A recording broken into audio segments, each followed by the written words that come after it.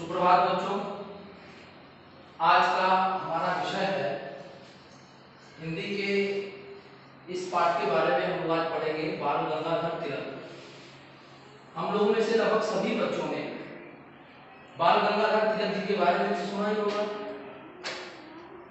बाल गंगाधर तिलक भारत की स्वतंत्रता के एक ऐसे नायक हैं, एक ऐसे हीरो हैं हमारे, जिन्होंने देश की आजादी के लिए अपना पूरा जीवन समर्पित कर दिया। मतलब जो आजादी हमें 1947 में प्राप्त हुई, उसमें बाल गंगाधर तिलक जी का भी बहुत योगदान है।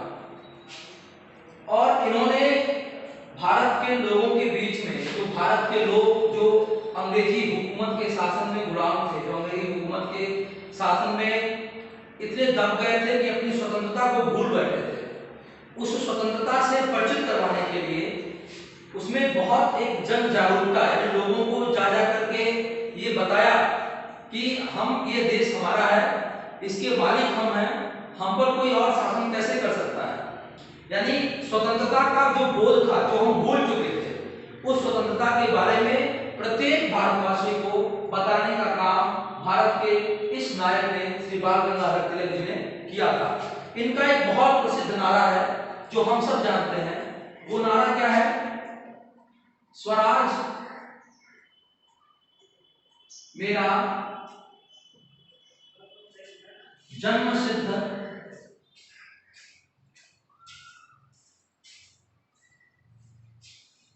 अधिकार है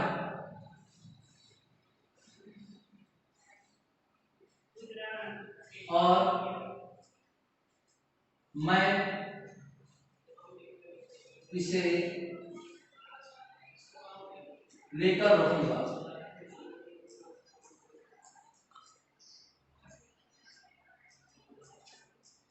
ये तिलक जी ने नारा दिया कि स्वराज मेरा जन्मसिद्ध अधिकार है और मैं इसे लेकर रहूंगा। यानी इस नारे के साथ उन्होंने लोगों के बीच में जागरूकता का अभियान चलाया कि ये स्वराज मतलब हमारा राज्य, यानी ये जो देश है इस पर हमारा अधिकार है, इस पर ब्रिटिश कैसे हुकूमत कर सकते हैं।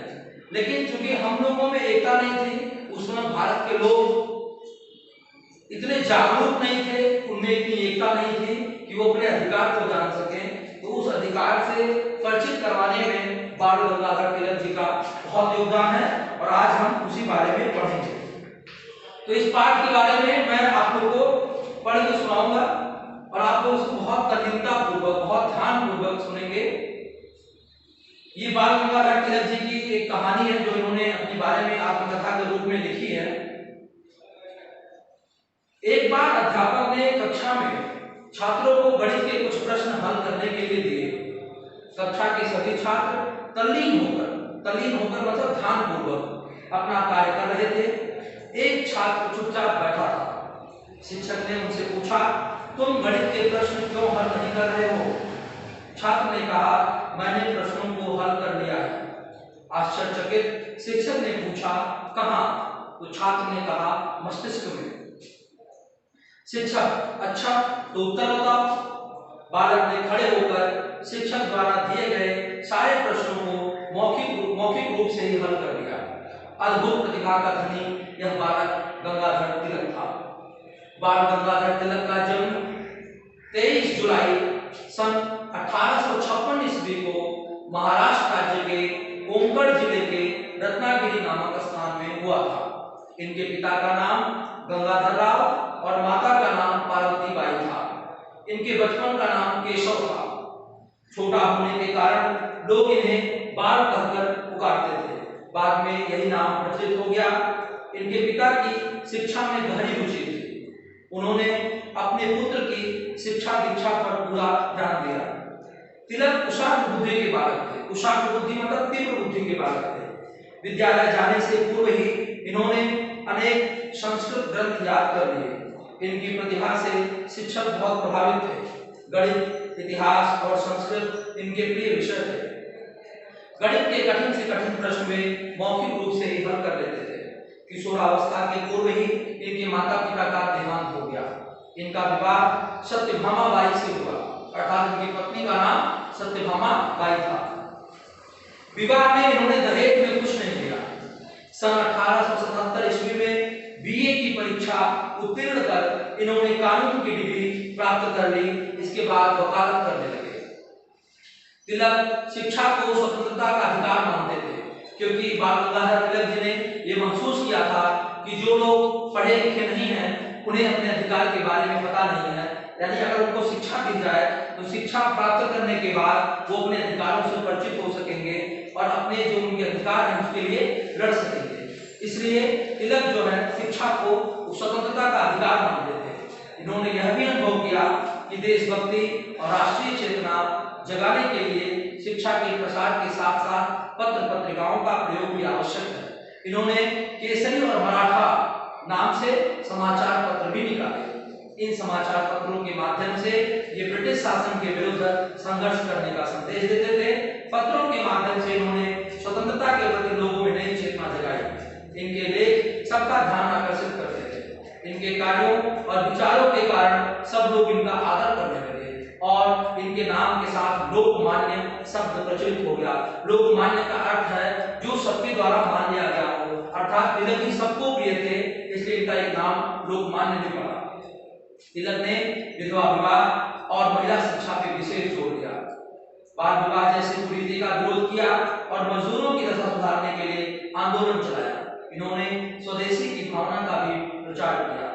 तिलक के स्वतंत्र एवं उग्र विचारों से रुष्ट होकर अंग्रेज सरकार इन्हें बार बार जेल में डालती रही। सन 1907 के सूरत कांग्रेस अधिवेशन में इन्होंने सिंह गर्जना की, स्वराज्य हमारा जन्मसिद्ध अधिकार है और हम उसे लेकर रहेंगे। ब्रिटिश सरकार ने इस पर सन 1908 में राजद्रोह का मुकदमा चलाया और 6 वर्ष की सजा देकर मांडले, जो कि वर्तमान में म्यांमार देश है, वहां पे भेज दिया। यह समाचार पूरे देश में आग की तरह फैल गया। इसके विरोध में मुंबई के बाजार और मिलें बंद हो गई। जेल में इन्होंने 3 पुस्तकों की रचना की। पहली पुस्तक थी गीता रहस्य, जो बहुत प्रसिद्ध हुई। इस पुस्तक से इनकी विद्वता और अध्ययनशीलता का परिचय मिलता है। अन्य 2 पुस्तकें थीं ओरियन और आर्कटिक होम इन विराज। 6 वर्ष की सजा पूरी कर वे 1914 में मांडले जेल से बाहर आए। बाहर आकर वे फिर स्वतंत्रता प्राप्ति के लक्ष्य में जी जान से जुट गए। अपनी लगन और निष्ठा के बल पर इन्होंने भारतीय स्वतंत्रता संग्राम के सुदृढ़ आधारशिला रखी। स्वतंत्रता संग्राम का यह चमकता नक्षत्र 1 अगस्त 1920 के लिए सदा के लिए अस्त हो गया। लोकमान्य बाल गंगाधर तिलक के विचार, देशभक्ति और स्वातंत्र्य प्रेम हमारे लिए सदा ही प्रेरणास्पद बने रहेंगे। इस पाठ को आप लोग बार बार सुन करके जो भी इसमें, जैसे इनका जन्म कहाँ हुआ, इनके पिता का क्या नाम था, इनके बचपन का क्या नाम था, इनके पत्नी का क्या नाम था, इनका विवाह कब हुआ, इनको सबसे पहले कौन सा इन्होंने नारा दिया जिसके कारण इन पे देशद्रोह का मुकदमा चलाया गया, ये किस जेल में रखे गए, वहां कितने वर्ष की अवधि पूरी करने के बाद ये मुक्त हुए, उसके बाद आने के बाद इन्होंने क्या किया, ऐसे जितने भी प्रश्न हैं उसको आप इस पाठ के माध्यम से इसको बार बार इस वीडियो को देख करके उन प्रश्नों का उत्तर अपनी कॉपी में लिखेंगे। साथ ही इस चैप्टर की जो पीडीएफ फाइल है वो आपके ग्रुप में डाल दी गई है। उससे जो शब्द अर्थ हैं और जो प्रश्नोत्तर हैं उनको आप सबको करना है और इस पाठ के बारे में जो भी दिक्कत होगी वो बाद में हमसे आप फोन के माध्यम से या ग्रुप के माध्यम से पूछ सकते हैं। धन्यवाद।